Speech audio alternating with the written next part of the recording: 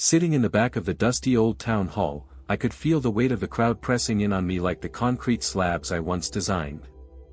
The air was thick with regret and stale emotions, coiling tighter around my throat as faces from my past blended together in a blurred mosaic of shared history. I'd left this place more than 30 years ago, a childhood town full of sweet memories turned bitter by my own decisions. A betrayal that had cut deeper than a chisel against stone drove my feet back to this funeral. My elder brother, Peter, lay in a box before me. We had once been inseparable, building forts from sticks and dreams, his laughter echoing through our home. But the laughter faded when business got in the way, trust crumbled beneath greed, and the foundation of our brotherhood cracked under the strain. I had cast him aside, fighting over ambitions that seemed so significant at the time, only to find the structure of my own life a hollow shell. As the service wore on, I listened half-heartedly to the eulogies, whispers of affection tinged with the scent of hypocrisy. I felt the heaviness of unworthiness wrap around my shoulders. My eyes fell on a woman in the front, grief etched across her face like a mark of recognition, a mark I'd carried for years. Sarah, Peter's daughter. I hadn't seen her since she was a child, and yet the pain in her eyes spoke volumes. I had not just lost my brother, but the chance to mend this family fracture. A rhythm of guilt drummed in my ears. After the last eulogy, I approached her cautiously. "Sarah," I managed, surprised at how hoarse my voice sounded. She lifted her gaze, penetrating and fierce. "Uncle Michael," she said, her voice a mix of accusation and sorrow. "You came." I didn't know what to say. I trailed off, fumbling for words that would not come. The truth was, I had left too much unsaid long ago. Later, I found my way to the remnants of my childhood home, now abandoned and fading into the landscape just like the memories inside it. I combed through the house, piles of dust rising around me, revealing remnants of a life long gone. In the back room, mixed among broken furniture and peeling wallpaper, I uncovered a forgotten box wrapped in yellowed paper. Inside, I found letters, Peter's letters, never sent. Each envelope bore his handwriting, each one fraught with what-ifs. The first letter began with warmth and ended with bitterness. It detailed Peter's struggles, not just with business, but with his own demons. I plucked them out one by one, each one another layer of guilt, unveiling a heart that had tried to reach out beyond the confines of our broken relationship. I could almost hear his voice in those hastily written lines, a brother trying to reclaim the essence of family amidst the wreckage of our shared past. Reading through the letters, my chest tightened. It was a chronicle of his lonely journey, each word an admission of failure and hope. I remembered our last meeting, the cold shake of my hand, the words I didn't say echoing loudly in my mind. I stepped outside, needing to breathe, wishing I could escape the weight of those pages. As I leaned against the splintered wall, I felt Sarah's presence beside me. "I found something," I said, hesitantly holding up one of the unopened letters. "Letters he never sent." Her eyes darkened. "He wrote, but you never answered," she replied matter-of-factly, a truth more agonizing than any accusation. "I know," I breathed. "I always thought there would be time." "Time for what? To regret? Because that's all we have now, isn't it?" The truth of her statement hung between us, sharp and raw. She had inherited more than Peter's stubbornness, she embodied a righteousness I had forfeited, a mirror reflecting my own failures. The next day, I ran into the neighborhood, a ghost of my past flitting through the present. As I walked past the places I once roamed, I saw a familiar figure digging in a garden. It was Helen, the girl who'd captured my heart before I let ambition scatter it away like leaves in autumn. I could still remember how we used to dream of the future together, forever building our own little utopia. "Mikey," she said softly, dropping her trowel in shock. "You're back."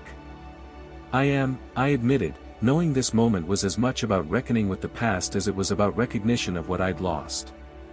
"I heard about Peter," she continued, her words laced with sympathy but sharp with truth. "You ran away." "I thought it would be better, to leave everything behind," I said, grappling for a justification. Her brow furrowed. Did it ever, and what did you gain? Nothing, I said, the realization like a punch to the gut. I thought ambition mattered more than family. I abandoned him. She stepped closer, the years stretching between us filled with unspoken grief and a yearning for the past. And now your family is a box of letters. What are you going to do about it? I thought of Sarah back at the old home, her pain echoing in my heart. I thought of Peter, his letters dissecting my life choices, holding me accountable in a way I couldn't escape. I need to confront this. To make things right, if that's even possible, I said. The truth is never easy. But sometimes, it's the foundation upon which we rebuild. As I walked away from Helen, the sun set behind me, an arching slice of orange illuminating the town I had turned my back on. I was still a civil engineer, but now I was also a builder, reconstructing the bonds I had thought irrevocably lost. The architecture of my choices was flawed, but I still had time, a rare commodity, to create something new. Without sentimentality, but with a brutal honesty that would demand more than I had ever given before. And that, I realized, was a small price to pay for redemption. Each day swept me deeper into the currents of my past, much as a flood reshapes a familiar landscape. I found myself visiting the town's once abandoned diner where Peter and I used to feast on burgers and dreams of grandeur. Nothing had changed except for the fading paint and the muted clamor of voices echoing memories. It was here that I confronted my ghosts, my brother's laughter still lingering in the grease-soaked corners of the empty booths. Helen joined me, slipping into the very seat I had avoided for years. "You're haunted by what he might have thought of you, aren't you?" she asked, her voice steady like an unyielding beam. "I've earned that haunting," I admitted, reaching for the salt shaker to distract myself from the reality that had crashed upon me like a hammer. "You don't understand, I robbed him not just of business but of trust, of brotherhood." Her gaze softened. "We all have our foundations shaken, Mike. Maybe it's time to lay down new groundwork. Start with Sarah. She needs closure just as much as you do." I took a deep breath. "You think it's possible? Only if you level with her." By the time the sun began to sink, painting the diner's windows with a golden hue, I found myself visiting Sarah again. She was standing by her father's grave, sorrow a quiet monument in her posture. "You didn't need to come," she said as I approached, but the resignation in her voice made it clear she had expected me. "I did," I replied, the words slipping from my lips with more ease than I anticipated. "I came to talk." "About what?" "Your regrets. They don't change anything." I felt the heavy pall of truth upon me, weighing down every half-formed excuse. "I think they can," I said. "You need to hear what Peter was trying to say before he left. I found his letters." Her eyes widened, and for the first time, I recognized vulnerability instead of accusation. "You read them?" "Yes. I learned things I never knew, truths I failed to understand. I didn't just lose him, I lost the chance to honor him, and now I want to make amends." "So you think you can bring back what's lost?" she challenged, pain skimming the surface of her voice. "I don't know, but I can try." As I spoke, sincerity flooded each word, each confession. I started to rebuild the fragile edifice of our relationship, brick by brick, unveiling my shame and hopes rawly, with nothing to gain but understanding. The town that once felt so suffocating had become a canvas for reconstruction. It had taken me some time, but each tentative meeting with Sarah, and later Helen, transformed my guilt into a series of blueprints, plans for relationships that could be rebuilt from the rubble of betrayal. One morning, I gathered my courage and decided to visit Sarah's home. The acrid scent of the past lingered, it hurt deeply, yet it drove me onward. Hours spent with her and Helen became integral to my rebuilding phase, seeping through the cracks in my psyche. Each conversation we embarked on brought another layer of understanding and clarity. "Sometimes I wish you were part of my father's life," Sarah said as we flipped through old family photographs she had preserved like architectural plans for memories.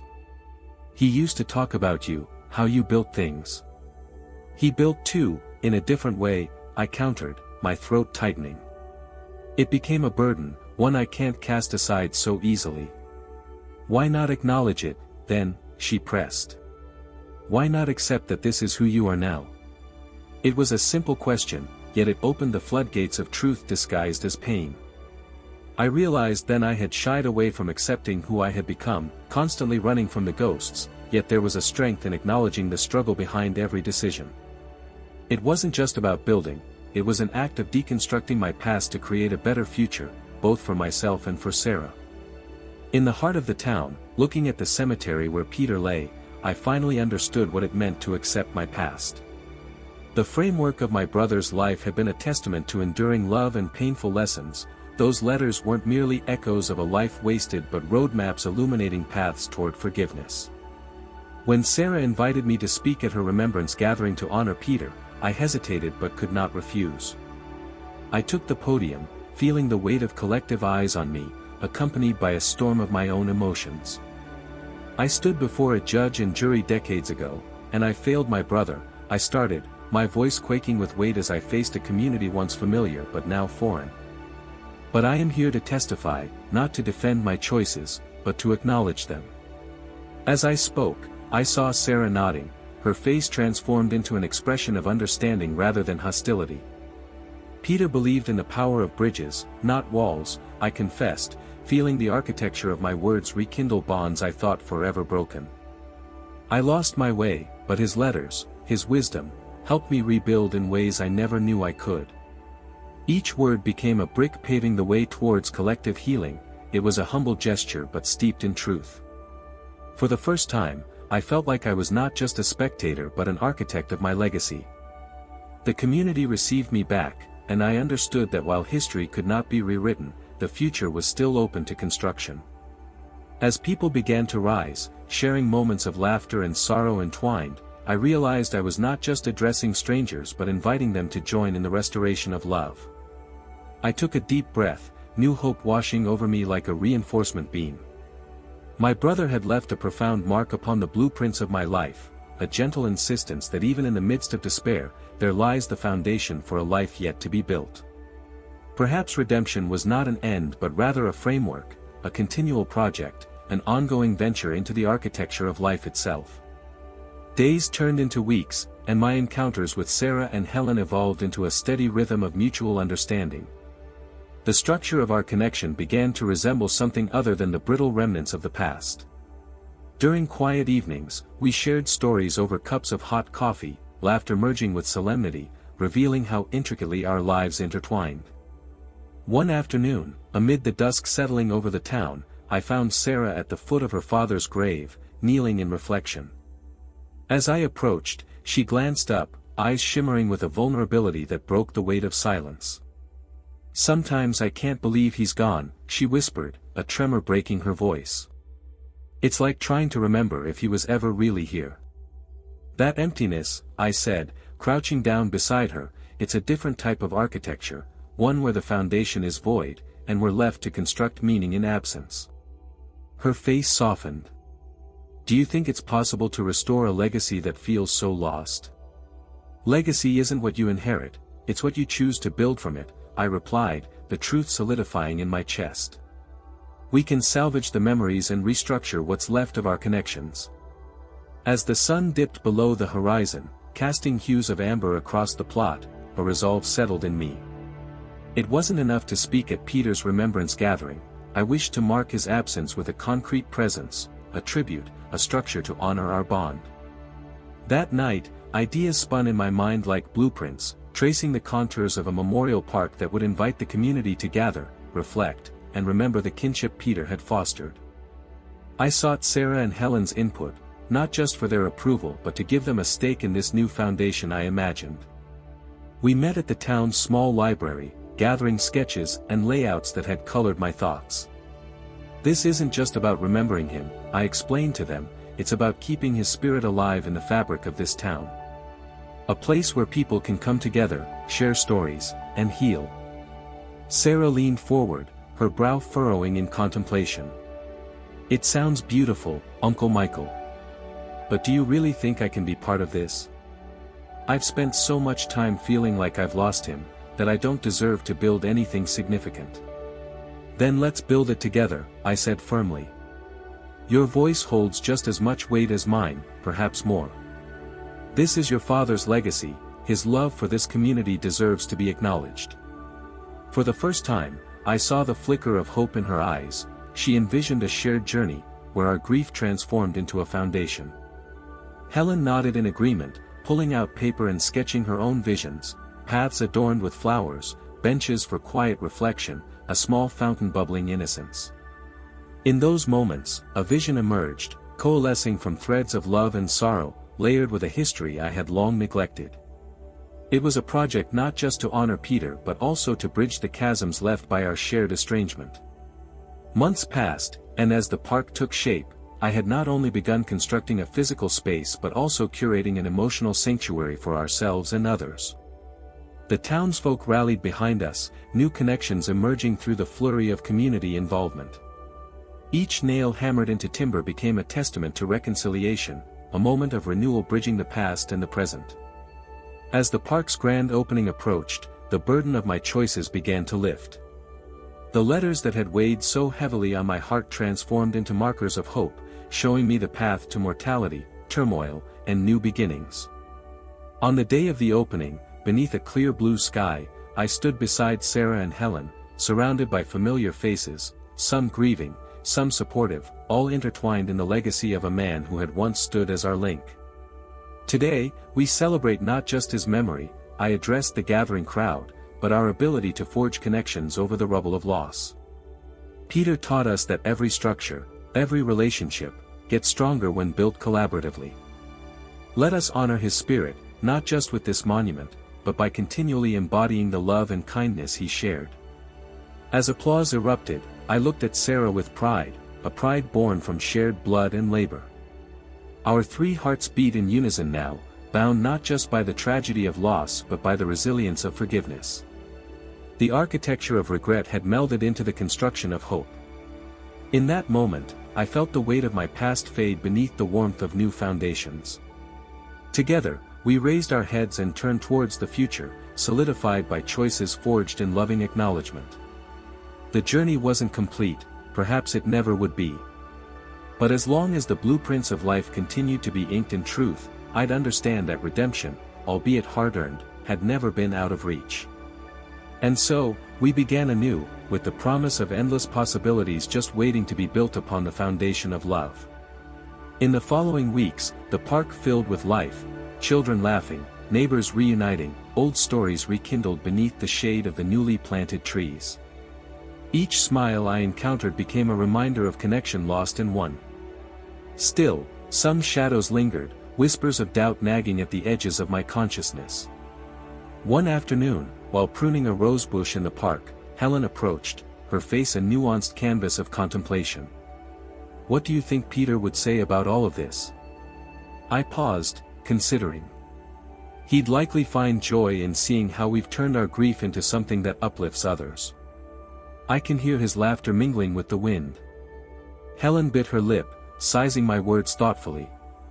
"Does it ever feel surreal, Mikey? That he's truly gone?" "Every day," I confessed, setting aside my pruning shears.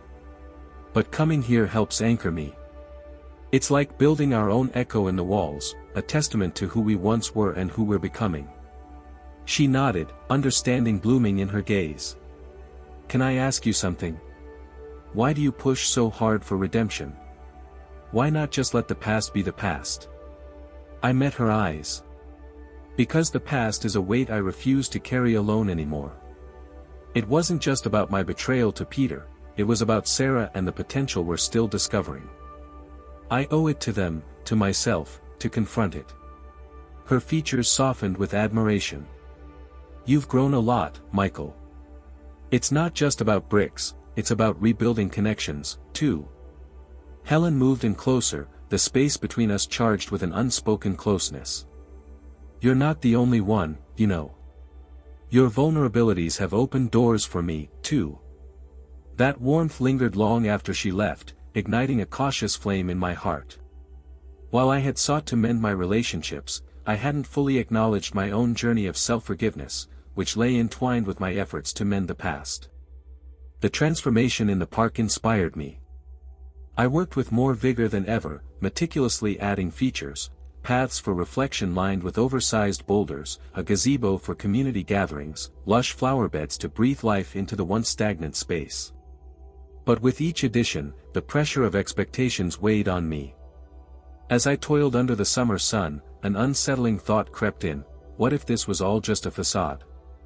What if, beneath these beautiful structures, the deepest fissures of grief and regret still resided? I turned those thoughts over in my mind while sharing coffee with Sarah one evening. She was drawn into her own world of memories, displaying faded photographs of her father and me from simpler times. "I wish I could talk to him," she said, her voice tremulous. "I feel the same way," I admitted, feeling a sadness that rumbled deep within. "Sometimes I don't know if building this park can truly replace what we lost." "Maybe it's not about replacing," she mused. "Maybe it's about acknowledging what was lost and still celebrating what he taught us." At that moment, her mature insight struck a chord within me.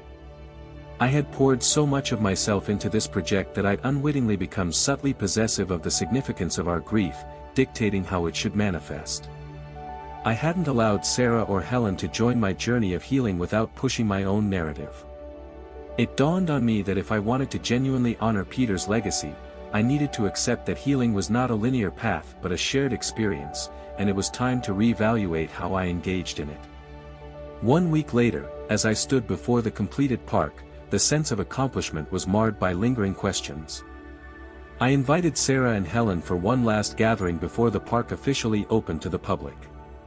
I felt an undercurrent of urgency, a need to address the complexities we'd navigated as a family. As they arrived, I shared my concerns. "I keep thinking about how my drive for redemption might overshadow what you both are feeling. I don't know if I've handled this wisely, and I fear I may have compromised our individual journeys." Sarah looked at me, her gaze steady and reassuring. "It's not about compromises, Uncle Michael. We're not just boxes being filled with memories. We each get to choose what this means for us." Helen chimed in, "And you've given us the space to explore that, Mikey. Just like you've built a new foundation for your relationship with us, we're building our own paths together." I swallowed hard, the flicker of uncertainty giving way to a sense of unity. The park was a physical manifestation of our individual and collective healing, and it would serve as a reminder of the resilience we now fostered, but it was not my sole responsibility to dictate its significance. With newfound clarity, I gathered them close. "Then let's honor Peter not just through shared grief, but by celebrating newfound possibilities and shared joy. Let's support each other in this journey." That day, we shared our stories, laughter, and tears beneath the sprawling branches of trees we planted. It became clear that the spirit of Peter was never about our individual pains but intertwined through the legacy of love he'd instilled in us. And as we stood there, surrounded by symbols of reconciliation, I recognized that perhaps the true architecture of life was not only in building structures but in nurturing bonds that allowed us to grow beyond the constraints of regret. Perhaps the foundation of love was always laid through understanding and forgiveness, relentlessly constructed with every interaction that shaped who we became. With the sun setting behind the park, I understood that redemption was not a destination but a continuous journey, a beautiful, chaotic, ever-evolving blueprint awaiting our commitment to its creation. And as long as we were together, the future was ours to design. Just after the grand opening, the park became a sanctuary for the community, a heartbeat thumping with laughter and memories. But the deeper I ventured into this renewed connection with Sarah and Helen, the more I realized the fragility of what we had constructed. Like any building, our relationships would require maintenance and care to withstand the storms threatening to blow through. One evening, while I tended to the newly planted saplings, Sarah arrived early, her brows knitted in thought. "Can we talk?" she asked, her voice firm yet laced with uncertainty. "Of course. What's on your mind?" "I want to discuss something about the park, but it's not just about the physical space," she hesitated, biting her lip. "It's about us. About how I'm struggling with how much space to occupy in this new dynamic. I don't understand, I admitted, wiping my brow. I thought our relationship was evolving. That we were sharing the load. It is, but I don't want to seem like I'm merely riding your coattails, she confessed. I want to build my own understanding of what Dad's absence means for me. What this park means. Her words sent ripples through me, surfacing my own insecurities. I've been directing the narrative a bit too much, haven't I? Maybe it's more complex than that. You've driven this project, but I need my own vision woven into its fabric, she continued, her eyes glistening. I need to find my place in this legacy, separate from yours. Can you understand that? I can, I replied, feeling the weight of her truth settle uncomfortably within me. But I've put so much of myself into this. Perhaps I have tried to heal my own wounds through it without making space for yours. She nodded, the understanding reflected in her eyes like sunlight piercing through thick haze. We stood there, surrounded by growing trees and laughter echoing in the distance, recognizing that even in unity, individuality was crucial. As the weeks marched on, community involvement surged. With every laugh shared and every sorrow unveiled, we built upon Peter's legacy, yet I couldn't shake the shadows that sometimes flickered between us. The dynamics of our new relationships felt delicate, like freshly laid bricks that could be easily dislodged. One weekend, as the air cooled, I walked the paths of the park alone, seeking solace among the flowers and shadows. My mind drifted back to Peter's visions, the dreams woven into the letters I had once dismissed. Those dreams weren't just relics, they were monuments to resilience and lessons on how to live fully.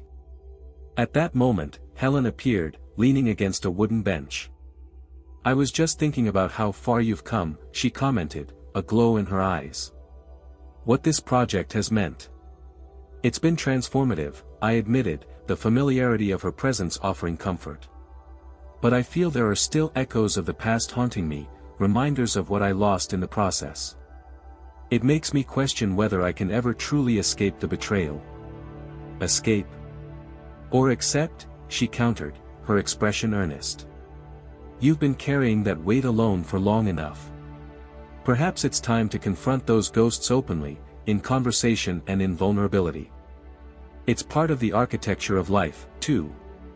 I'm afraid those discussions will shatter fragile bonds we've built, I confessed, pain punctuating my voice. Or strengthen them, she suggested, stepping closer. You'd be surprised how often vulnerability brings healing. Let's invite them in, share our stories, and reshape what binds us, not just in grief but also in the fullness of our experiences. Her words cut through like a warm breeze, and I found solace in the possibility she presented. Would you be willing to help initiate that? I asked, uncertain yet hopeful. Absolutely, she replied, a smile breaking across her face. This park is more than just Peter's memory, it's also a space for us to confront our realities, seamlessly blending our past, present, and future. With renewed purpose, we decided to host a community gathering, not just to celebrate the park's existence, but to create a space for sharing what it meant to each individual. Days turned into an impassioned blur as we organized the gathering. Flyers went up, excitement buzzed through the town, and on the day of the event, people arrived pouring in, their faces reflecting the warmth of community. We sat in a circle, I began the conversation, vulnerability stitching together our shared fabric. This park exists because of a bond that was forged in love but also a bond tinged with pain. We gather not just to honor Peter, but to acknowledge our own journeys woven within this tapestry. As voices emerged, sharing tales of grief, laughter, and growth, I watched Sarah exhale openly for the first time, finally finding her voice as she painted vivid pictures of her father through her own memories. Helen too joined in, recalling moments that moved the crowd, and each narrative wrapped around us like threads binding our separate patches together. There, beneath the branches we'd planted in honor of our memories, an unexpected sense of wholeness blossomed. The stories we shared built a resonance that would echo not just through the park but in the very core of who we were shaping into. As shadows embraced the park, I understood that the past wouldn't entirely fade, rather, it would serve as a foundational layer upon which we continued to construct our lives. The cracks in our stories became evident, but each fissure was adorned with the beauty of healing and the bravery of confrontation. This was just the beginning, an invitation to relentlessly pursue understanding amidst the shambles of regret. Perhaps redemption lay within the continued design of our lives, each interaction crafting an intricate masterpiece that celebrated both our failures and our triumphs. As laughter danced through the evening air, we recognized together that every voice mattered, and within that realization, we would continue to build, layer by layer, love by love, moment by moment. Beyond the structures of a physical park, we were reconstructing the very architecture of our lives, now knitted together intricately, irrevocably, and beautifully. As the weeks passed, the vibrant tapestry we had woven amidst laughter and shared memories led me to confront a new layer of complexity. The park, now alive with activity, nestled within the fabric of our collective story, felt both a sanctuary and a mirror reflecting the distance I often felt from my own self. One crisp autumn morning, I found myself walking the paths of the park alone before sunrise, the air thick with melancholy. The first rays of light pierced through branches adorned with golden leaves while my thoughts drifted back to a conversation I'd avoided, the one I needed to have with Sarah about her father and our shared history, the pain we had held silently. As I sat on one of the benches, contemplating how to approach the topic, I heard familiar footsteps approaching. Helen joined me, her expression open but cautious. "Early bird catches the worms," she quipped lightly, attempting to lighten the air. "More like the early bird grapples with his thoughts," I muttered, feeling shards of doubt surface. She settled beside me, the sun casting soft shadows on her features. "What's troubling you?" I met her gaze, hesitating. "It's about Sarah. She's been struggling with how to carve her own path within this space we've created. I sense she's still grappling with her place in her father's absence, and I think I may have contributed to that struggle." Helen brushed a hand over the wooden bench, tracing its grain. "We all have our own blueprints for grief, Michael. You've been the architect of this park, and in many ways, of our reconciliation. But for Sarah, this is her father's legacy, and she needs to build her own understanding of it. Her own connection, unburdened by your guilt." Her words were a gentle but firm reconstruction of my perspective. I had been so focused on mending my own conscience that I hadn't fully recognized the individual healing journeys of Sarah and Helen. I'd built a beautiful structure, but had I truly allowed them to design their own interiors? "You're right," I admitted, the realization settling heavily in my chest. "I've tried to be the sole foundation, when what's needed is a collective effort, each of us reinforcing the others." "Precisely," Helen said, offering a small, encouraging smile. "The park is a testament to what we can build together, but also to what we can build individually, finding strength in our own stories even as they intertwine." The autumn leaves rustled around us, a symphony of gentle understanding. I knew then that my work wasn't finished. The architecture of regret was a constant process of deconstruction and rebuilding, and the newest, most vital phase would be to create space for Sarah's voice, to truly listen to the echoes of Peter's life through her eyes. The next morning, armed with Helen's quiet wisdom, I approached Sarah at the park.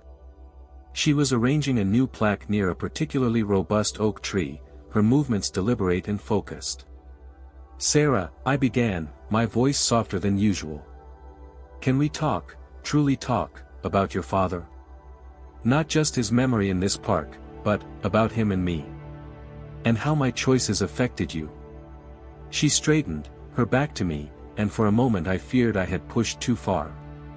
Then she turned, her eyes surprisingly clear. "I've been waiting for you to say that, Uncle Michael." We sat on the nearby bench, the morning sun warming our faces. I spoke first, my voice laced with the regret I had carried for so long. I confessed the depths of my ambition, the callousness of my decisions, the ache of estrangement that had defined 3 decades. I didn't hold back, allowing the raw truth to surface. When I finished, a heavy silence fell between us. I braced myself for her anger, for the accusations I deserved. Instead, Sarah reached into her pocket and pulled out a small, worn photograph. It was a picture of Peter and me as young boys, arms around each other, grinning widely. "He always kept this," she said, her voice a little shaky. "Even after everything. He said he never lost hope, not really. That the foundations of family, once laid, could always be rediscovered, even if they were buried under rubble." Tears welled in my eyes. "He was a better man than I gave him credit for." "He was," she agreed, a faint smile touching her lips. "And you, Uncle Michael, are building something new. But sometimes, even the best architects need a partner to see the overlooked details, the spaces that need a different kind of design." We talked for hours that day, not just about Peter, but about our individual pains and hopes, about the family we could still be. It was a conversation of vulnerability and shared burdens, each word a new beam, a new support in the structure of our relationship. Later, Helen joined us, and the three of us stood in the heart of the park, a silence of understanding enveloping us. It wasn't about erasing the past, but about acknowledging it, learning from it, and building forward. The park was no longer just a monument to Peter, nor merely a symbol of my redemption. It was a vibrant, evolving blueprint for a future where forgiveness wasn't just a concept, but a living, breathing reality, designed and continually refined by us, together. The discussions with Sarah and Helen opened new avenues for our healing. We began regular, design meetings, in the park, not for new structures, but for our lives. We talked about boundaries, about expectations, about how to honor Peter's memory while also forging our own paths. It was messy, sometimes uncomfortable, but always deeply authentic. One evening, as we prepared to leave the park, Sarah pointed to a patch of unplanted ground. "Uncle Michael," she said, "I've been thinking. What if we created a legacy garden here? A space where anyone in town could plant something in memory of a loved one, not just Peter. A place for collective healing, for all the unspoken grief in this community." Helen's eyes lit up. "That's a wonderful idea, Sarah. It would be a living, growing tribute to everyone's personal stories." A profound sense of peace washed over me. This wasn't my idea, nor was it born solely from my guilt. It was Sarah's vision, rooted in her own healing and her desire to contribute to the community. My role had shifted from sole architect to collaborative builder. "Yes," I said, a genuine smile spreading across my face. "A legacy garden. We can design it together." The following months were a testament to the power of shared purpose. The legacy garden became a project embraced by the entire town. People came with saplings, flower seeds, and stories of loss, of resilience, of love. The garden grew, a vibrant tapestry of shared humanity, each plant a quiet memorial, each bloom a whisper of hope. Standing amidst the flourishing garden one sunny afternoon, I watched Sarah explaining a new planting technique to a group of children, her face radiant with purpose. Helen was nearby, tending to a rose bush, a contented hum on her lips. I realized then that the true architecture of life wasn't about imposing grand designs, but about creating flexible, inclusive spaces where others could thrive. My journey of regret had led me back to this town, to this park, and most importantly, to these relationships. I had sought to rebuild the physical world, but in doing so, I had inadvertently rebuilt my own interior landscape and, in turn, helped to restore the emotional architecture of a fractured family. The pain of the past would always be a part of my story, a foundational layer, but it no longer defined the entire structure. The architecture of regret had indeed transformed into the architecture of hope, of connection, and of enduring love. The blueprints of our lives, once marred by ambition and betrayal, were now being continuously redrawn, filled with the vibrant colors of understanding, forgiveness, and the boundless possibilities of a shared future. And with every new growth in the garden, every shared laugh, every quiet moment of reflection, we continued to build.